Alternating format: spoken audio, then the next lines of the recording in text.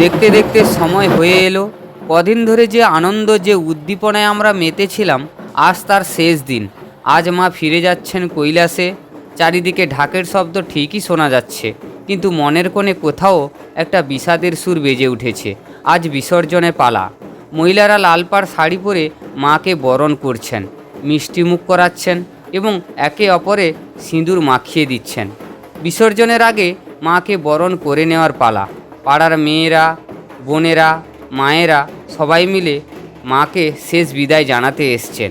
এই সিঁদুর খেলা শুধু উৎসব নয়, এটা আগামী বছরের জন্য শুভ কামনা আর মাকে আবার ফিরে পাওয়ার অঙ্গীকার। দেখুন, প্রতিটি মানুষের চোখে জল, তবুও মুখে হাসি। এই তো হচ্ছে আমাদের বাংলার আবেগ। শুরু হলো শোভাযাত্রা। দেখুন কতটা মানুষ ভিড় করেছে, হাজার হাজার মানুষ ভিড় করেছে মায়ের এই বিদায় দেখার জন্য। সবার মুখে একটাই বলি, বলো দুর্গা মায় কি জয়। থুড়ি, আমরা তো এখন কালী মায়ের আরাধনায় মগ্ন। চারিদিকে ধ্বনি উঠছে মা তারা, মা তারা, বা জয় মা কালী, জয় মা কালী।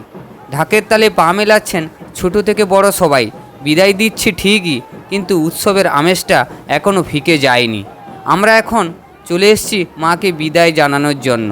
রাত জেগে পুজো দেওয়ার ক্লান্তি নেই কারোর চোখে। মা বিদায় নেবেন, তাই শেষবার দু চোখ ভরে মাকে দেখে নেওয়া। কেউ চাইছেন আশীর্বাদ, কেউ বা চোখের জলে জানাচ্ছেন মনের না বলা আকুতি। এটাই তো আমাদের বাংলার আবেগ, এটাই আমাদের বিশ্বাস। মণ্ডপ এখন ভর্তি। মাকে বিদায় জানানো হয়ে গেলে সবাই চলে যাবে।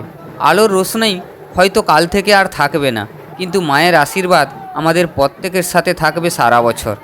আমরা সবাই আবার অপেক্ষা করে থাকব আগামী বছরের জন্য। আপনারা সবাই ভালো থাকবেন, সুস্থ থাকবেন। আর আজকের এই মুহূর্তগুলোকে যদি আপনার ভালো লেগে থাকে তবে পাশে থাকবেন।